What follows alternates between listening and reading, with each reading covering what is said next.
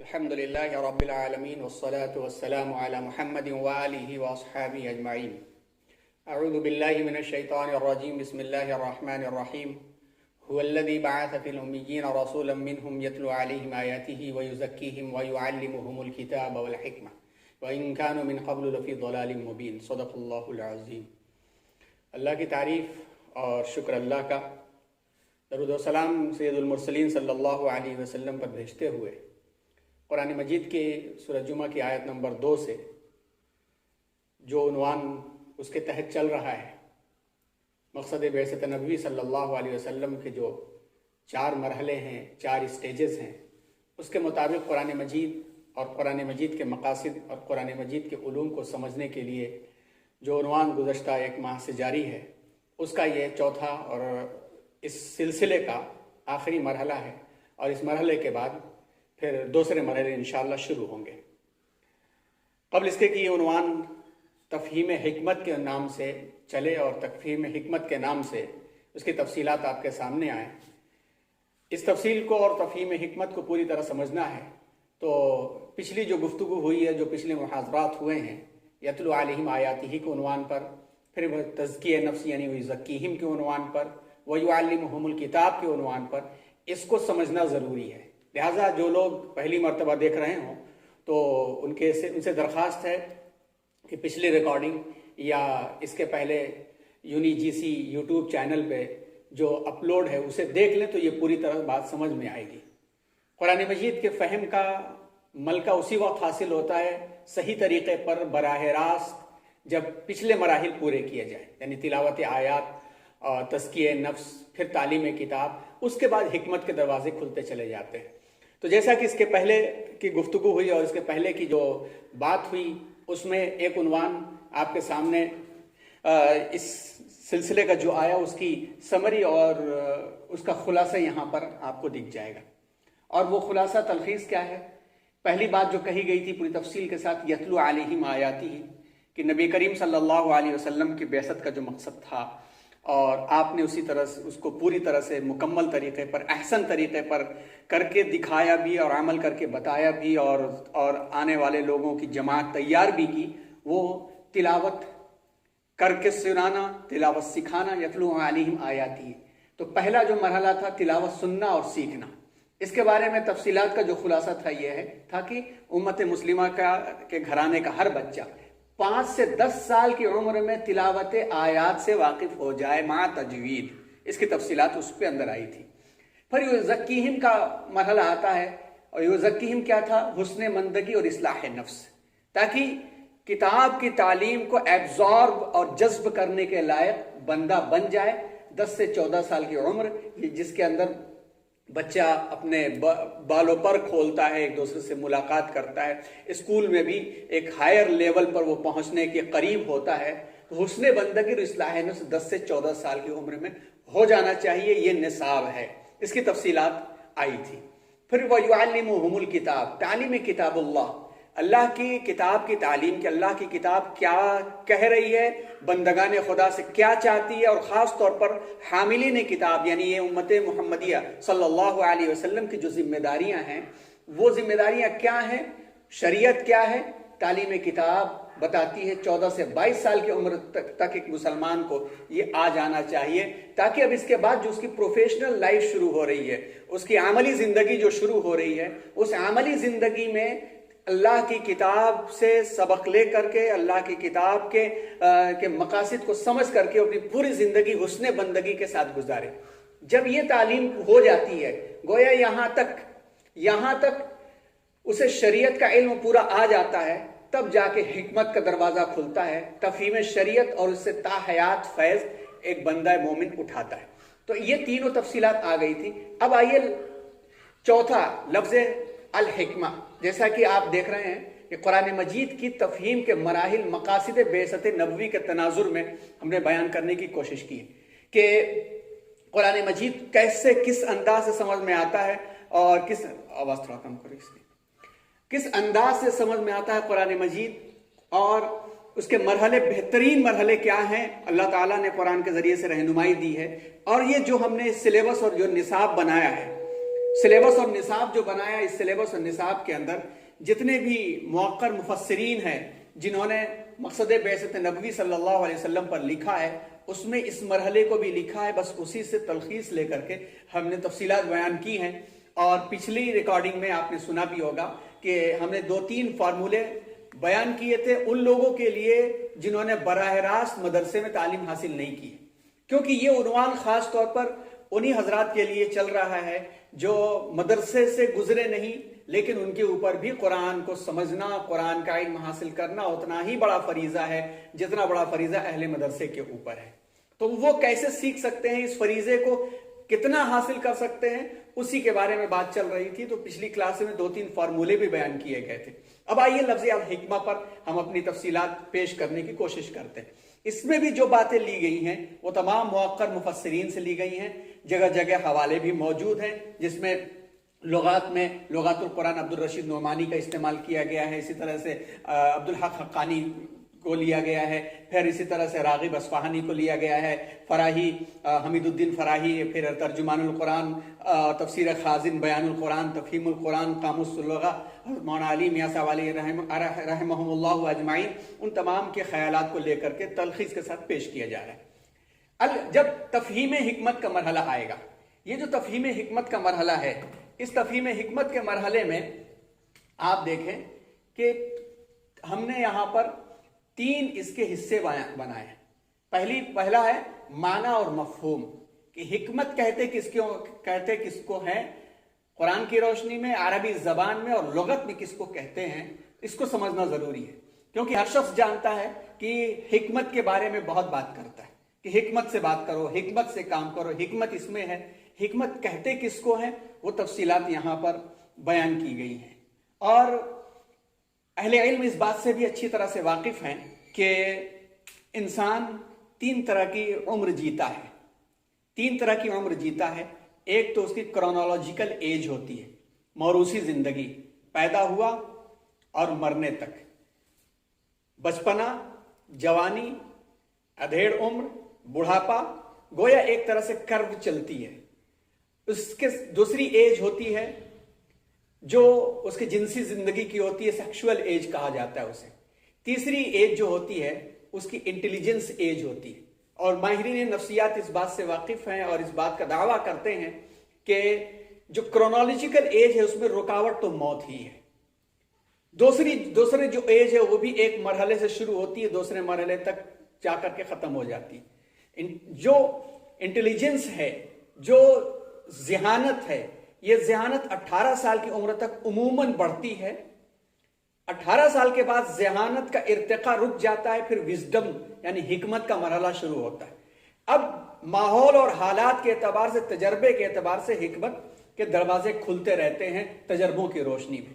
تو حکمت کا لفظ سب سے زیادہ استعمال ہوتا ہے، اور جس کے پاس حکمت زیادہ ہوتی ہے وہ بہت ریلائبل اور بڑا مستحکم وہ شخص سمجھا جاتا ہے۔ اور قرآن نے بھی خیر کثیر کہہ دیا کہ وَمَن یُؤْتَ الْحِکْمَةَ فَقَدْ أُوتِیَ خَیْرًا کَثِیرًا، کہ جس کو اللہ تبارک و تعالیٰ نے حکمت دے دی۔ سورہ بقرہ میں یہ آیت ہے کہ جس کو اللہ تعالیٰ نے تفہیم حکمت دے دی، حکمت کی سمجھ عطا کر دی، تو گویا اس کو خیر کثیر دے دیا گیا۔ تو حکمت معنی اور مفہوم کے اعتبار سے، اپنی میننگ کے اعتبار سے، اپنے معنی اور مفہوم کے اعتبار سے آپ یہ دیکھیں کہ حکمت کا مفہوم 3 طبقے کے لیے یہاں بیان کیا گیا ہے۔ عام اللہ رب العزت کی ذات کے لیے حکمت بولا جائے تو اس سے کیا مراد ہوتا ہے، انبیاء اور رسولوں کے لیے بولا جائے تو اس سے کیا مراد ہوتا ہے، عام انسانوں کے لیے لفظ حکمت بولا جائے تو اس سے کیا مفہوم مراد ہوتا ہے۔ اس کی میننگ اور روٹ ورڈ کے اعتبار سے ہا، کاف اور میم، یہ لفظ آپ کو حکمت کے روٹ ورڈ میں نظر آئے گا۔ ہا، کاف اور میم، اسی سے حکیم بنا ہے، اور حکیم اللہ تبارک و تعالیٰ کی بھی ایک صفت ہے، اور حکیم اللہ تبارک و تعالیٰ نے جس کلام کو نازل کیا اس کی بھی ایک صفت ہے۔ حاکم بھی اسی سے ہے، اور اسی لفظ سے حکمت بنا ہے۔ تو حکمت کے مفہوم میں جب یہ اللہ تبارک و تعالیٰ کے لیے بولا جائے، کیونکہ قرآن میں اللہ کے لیے بھی یہ لفظ استعمال ہوا ہے، تو اس کا مفہوم ہوتا ہے معرفت کل مستحکم تخلیق۔ یعنی معرفت کل کا مطلب یہ ہے کہ اندھیری رات میں اندھیری رات میں چلنے والی چوٹی کے پیروں کی آواز کا بھی علم اللہ تبارک و تعالیٰ کا ہے۔ وسع کرسیہ السماوات والارض سے اکثر مفسرین نے لکھا ہے کہ علم کی وسعت مراد لیا ہے، اور جیسا کہ ذرے ذرے میں نمایاں ہے مگر پنہاں ہے، تو ہر چیز سے اللہ تبارک و تعالیٰ کی معرفت کا علم حاصل ہوتا ہے۔ پھر مستحکم تخلیق، فرجع البصر هل ترى من فطور ثم ارجع البصر کرۃ، کیا پلٹ پلٹ کر کے دیکھو کیا آسمان و زمین کی تخلیق میں کیا تم کو کچھ کجی اور کمی نظر آئے گی؟ پلٹ پلٹ کر کے دیکھو۔ کل فی فلک یسبحون، ہر چیز اپنی اپنی جگہ پہ اپنے اپنے مدار میں اپنی اپنی محور میں گردش کر رہی ہے، اور ووضع المیزان، ایک میزان اس نے قائم کر دیا ہے۔ تو مستحکم تخلیق اور ایجاد، وہ خالق کل شیء، ہر چیز کا خالق ہے۔ تو جب حکمت کا لفظ اللہ کے لیے بولا جاتا ہے تو اس سے مراد ہر چیز کی معرفت اور پرفیکٹ کریشن، مستحکم ایجاد ہوتی ہے۔ انبیاء اور رسولوں کے لیے جب بولا جاتا ہے، جیسا کہ سورہ احزاب میں ہے، وَاذْكُرْنَ مَا يُتْلَى فِي بُيُوتِكُنَّ مِنْ آیَاتِ اللَّهِ وَالْحِکْمَةِ، انبیاء اور رسولوں کے لیے بولا جائے تو منصب رسول، نبوت اور رسالت یہاں پہ مراد ہوتا ہے، جیسا کہ سورہ احزاب میں لفظ حکمت سے مراد نبوت اور رسالت ہے۔ عام انسانوں کے لیے جب لفظ حکمت بولا جائے تو اس کے بارے میں یہ چند مشہور اقوال ہیں۔ نمبر 1، موجودات کی صحیح معرفت۔ راغب اصفہانی لکھتے ہیں موجودات کی صحیح معرفت۔ اب آپ اس کی تعریف دیکھیں اور پھر ابھی اور مزید وضاحت اس کی ہوگی۔ موجودات کی صحیح معرفت، اس کے اندر سائنس جو فنی طور پر پڑھائی جاتی ہے اس کی وضاحت میں یہی بات کہی جاتی ہے کہ صحیح معرفت کا مطلب ہوتا ہے کسی چیز کا آبزرویشن سے ہی صحیح معلومات نہیں ہوتی، پھر اس کے بعد ایکسپریمنٹ کا درجہ آتا ہے، پھر ایکسپریمنٹ کے بعد پھر سسٹمائزیشن آف دا نالج ہوتا ہے کہ تجربہ، مشاہدہ اور تجربہ کر کے ایک ہائپوتھیسس، ایک قیاس آرائی کو سامنے رکھتے ہوئے جب مزید ریسرچ ہوتی ہے تو ایک علم نکل کر کے سامنے آتا ہے اور ایک نتیجہ نکل کر کے آتا ہے۔ تو گویا فن سائنس کی تمام تعریفات اس کے اندر آ گئی۔ نیک اعمال انجام دینا، یہ بھی مراد ہے لفظ حکمت سے۔ نیک اعمال مراد دینا، مراد یہاں پر ہے کہ ادعو الی سبیل ربک بالحکمت والموعظۃ الحسنہ۔ اسی طرح سے معاملات میں فیصلہ حق کے مطابق کرنا، والموعظۃ الحسنہ یعنی حق کے مطابق اچھی طریقے سے نصیحت کے ساتھ۔ پھر حدیث، سنت اور سیرت کا علم، اس سے حکمت مراد لیا گیا کہ حکمت کا مطلب حدیث کا علم، سنت کا علم اور سیرت کا علم، کیونکہ یہ بھی بندے کو حسن بندگی کی طرف لے جانے کا اور زندگی گزارنے کا سلیقہ اور طریقہ حدیث، سنت اور سیرت ہی ہمیں بتاتی ہے۔ اس کے بغیر قرآن مجید کی وضاحت بھی ہمیں نہیں ہو سکتی، اس کے بغیر قرآن مجید کی آیتوں کی تفصیل اور تشریح اور بھی نہیں ہو سکتی، اور عملی طور پر ہمیں جو قرآن ملتا ہے وہ حدیث، سنت اور سیرت میں ملتا ہے۔ اسی طرح سے دانشمندی، تدبیر، علم و عقل مراد لیا گیا ہے۔ حق بات پہنچانا، عدل و انصاف، یہ بھی مراد لیا گیا ہے۔ حضرت مولانا علی علیہ الرحمہ اخلاق فاضلہ بھی مراد لیتے ہیں کہ حکمت سے مراد اخلاق فاضلہ، کیونکہ نبی کریم صلی اللہ علیہ وسلم نے ارشاد فرمایا تھا کہ بعثت لأتمم مکارم الاخلاق، اور قرآن نے بھی تعریف کی تھی وَإِنَّكَ لَعَلَىٰ خُلُقٍ عَظِيمٍ۔ تو ایک مرد مومن اخلاق فاضلہ کا جب نمونہ بنتا ہے تب جا کر کے اس کی زندگی حکمت کے تحت گزرتی۔ اب حکمت کی جو وضاحت کی گئی ہے، حکمت فلسفیوں کے نزدیک حکمت کی وضاحت ایک الگ انداز کی ہے، حکمت شریعت کی بھی وضاحت ایک الگ انداز کی ہے، اور یہ تفصیلات آپ کو علامہ عبدالحق حقانی علیہ الرحمہ کی تفسیر میں مل جائیں گی، اس کو ہم نے مختصر کر کے یہاں پہ لکھا ہے۔ حکمت شریعت اور حکمت فلسفہ میں کیا فرق ہے؟ فرق یہ ہے کہ حکمت شریعت سمجھ لیجئے کہ ایک کمپیکٹ کی طرح سے منجمد ہے، اسٹیبل ہے، اس کے اندر تبدیلی نہیں ہے۔ کیوں تبدیلی نہیں ہے؟ اس کی وضاحت سے سمجھ میں بات آ جائے گی۔ زمانہ جیسا بھی تبدیل ہو مگر اس کے اندر تبدیلی نہیں ہوگی۔ حکمت فلسفہ، ہر زمانے کے فلسفیوں نے موجودات کو، جو بھی کریشنز ہیں، تخلیقات ہیں، اپنے اپنے انداز سے ریسرچ کیا ہے، اور ان کی ریسرچ تبدیل ہوتی رہتی ہے، مفہوم بدلتا رہتا ہے، لیکن یہ نہیں بدلتے۔ حکمت شریعت کیا ہے؟ جیسا کہ بات بار بار کہی جا رہی ہے کہ تین مراحل تلاوت آیات، تزکیہ اور کتاب کا علم حاصل ہو جائے تو ایک بندہ مومن کو یہ حاصل ہو جاتا ہے کیا؟ حق کی پہچان کا آلہ اسے مل جاتا ہے کہ سچ کیا ہے، جھوٹ کیا ہے، غلط کیا ہے، صحیح کیا ہے، باطل کیا ہے، مادی کیا ہے، اللہ کے بتائے ہوئے راستے کیا ہیں، وہ پا لیتا ہے، اس لیے کہ وہ علوم کو حاصل ہو چکے ہیں، دل بھی پاک ہو چکا ہے سچائی کو لینے کی خاطر۔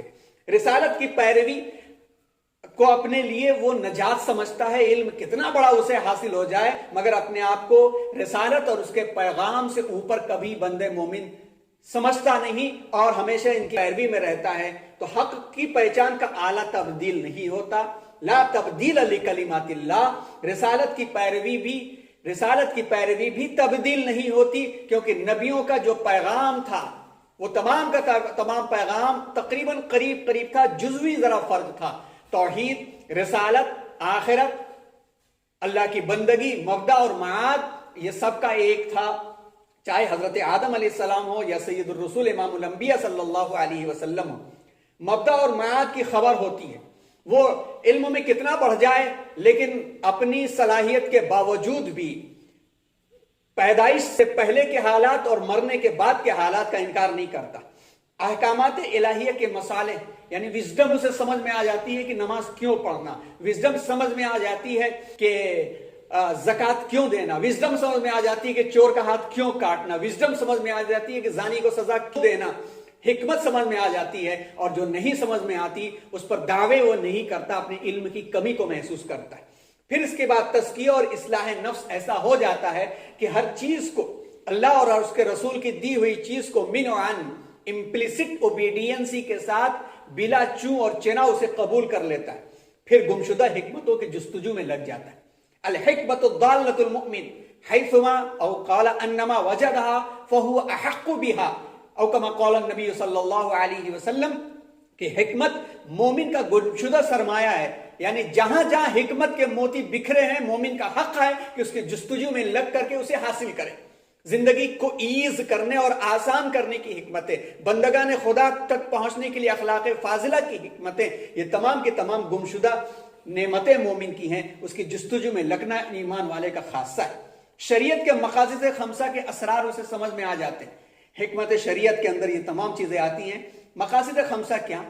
دین کی حفاظت، عقل کی حفاظت، مال کی حفاظت، جان کی حفاظت، نسل کی حفاظت۔ آپ دیکھیں نسل کی حفاظت کے لیے شادی بیاہ کی حکمتیں ہیں، جان کی حفاظت کے لیے، جان بچانے کی حد تک حرام لقمہ بھی جائز قرار دیا جاتا ہے۔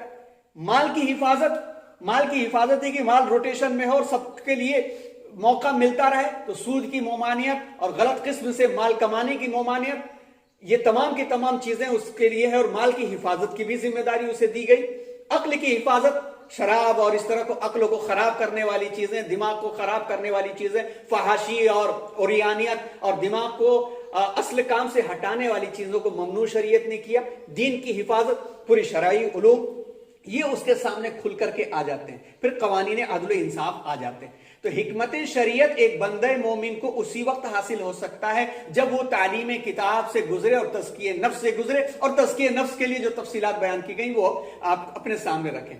فلاسفرز کے نزدیک حکمت کیا ہے؟ حقائق اشیاء کو ٹھیک ٹھیک جاننا۔ بالکل یہی تعریف فنی طور پر سائنس کے تمام سبجیکٹس کی جاتی ہے۔ حکمت کو دو قسموں میں انہوں نے تقسیم کیا ہے، ایک جو ہے تھیوریٹیکل حکمت نظریہ، دوسری پریکٹیکل حکمت عملیہ۔ حکمت نظریہ میں کیا ان کے یہاں الہیات، اب ان کے نزدیک الہیات میں تمام شرعی علوم، مذہبی علوم آ جاتے ہیں۔ عنصریات، ایلیمنٹس اور ایٹمز سے جڑے ہوئے تمام علوم، اسی میں کیمیا بھی آ جاتا ہے، حیوان فزکس، کیمسٹری اور بایولوجی اور زولوجی اور باٹنی سب آ جاتا ہے، کیونکہ ایٹم کی ہی کارکردگی آگے بڑھتے ہوئے جان جب پڑتی ہے تو اس کے بعد سارے ٹیشوز بنتے ہیں، پھر آرگنزم بنتا ہے، آرگنیلز بنتے ہیں، آرگنزم بنتا ہے، پھر اس کے بعد سسٹمز وجود میں آتے ہیں۔ تو تمام کے تمام وہ علوم اسی کے اندر آ گئے، میڈیکل بھی اسی کے اندر آ گیا، پھر اسٹرونومی دیکھیے، ایرتھولوجی دیکھیے، انوائرمنٹ آ گیا، سب کچھ اسی کے اندر آ گیا۔ میتھمیٹکس دیکھیے، ریاضیات بہت سارے علوم کی ماں کہی جاتی ہے، یہاں تک کہ سائیکالوجی کے اندر بھی ریاضیات کا دخل پایا جاتا ہے۔ جیوگرافی دیکھیے، جغرافیہ، تو تھیوریٹیکل حکمت کے اندر تمام علوم داخل ہو گئے، پریکٹیکل عملیہ کے اندر تدبیر المنزل، یعنی کل سمجھ لیجئے کہ پوری سماج سائنس، سوشل سائنس اس کے اندر آ گئی، تہذیب الاخلاق، تمام کے تمام مورل سائنس آ گئے کہ کیسے شہریوں کے حقوق ہوتے ہیں، شہریوں کے حق کیا ہوتے ہیں، ایک دوسرے سے ملنا ملانا کیا ہوتا ہے، سیاست مدن، پولیٹکس کی اس کے اندر پوری کی پوری آ گئی، کیسے چلایا جاتا ہے، کیسے حقوق، کیسے بارڈر کے حقوق ہوتے ہیں، لین دین کے کیسے حقوق ہوتے ہیں، گویا اکنامکس وغیرہ سب اس کے اندر آ گئے۔ تو حکمت کے اندر آپ دیکھیں تمام کی تمام چیزیں آ جاتی ہیں۔ تو یہ ہو گیا ایک مرحلہ۔ دوسرا مرحلہ